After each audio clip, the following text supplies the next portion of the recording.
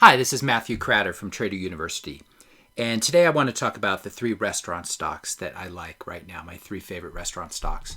So we're going to start with Starbucks, and you'll see that many of these have a similar pattern where the stock is trading above the 50-day moving average, which is the blue line right here, and the blue line is above the red line, which is the 200-day moving average. These are stocks that are in strong uptrends. They're trading near all-time highs or 52-week highs. And we can see today that Starbucks, ticker SBUX, is hitting new highs as we speak. You can see it's been in sort of a consolidation pattern above the 50-day moving average. It's been trading in this range, and it's breaking out. It's breaking out above that range.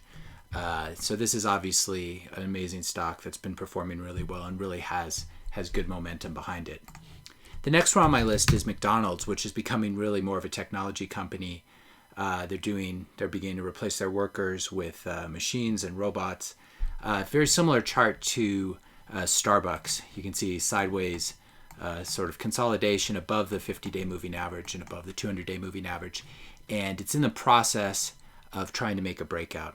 So this is another one. This also pays a good dividend while you're waiting, but I think it's a quite good trade. Also trading near all-time highs, just like Starbucks. And finally today, I want to draw your attention to Chipotle, which has had a lot of ups and downs. It's been quite strong lately.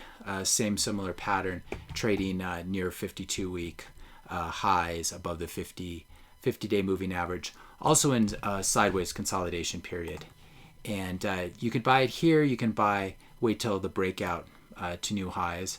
Either way. But if this market moves higher, and certainly if there's a trade deal, we would expect this to break out to new highs.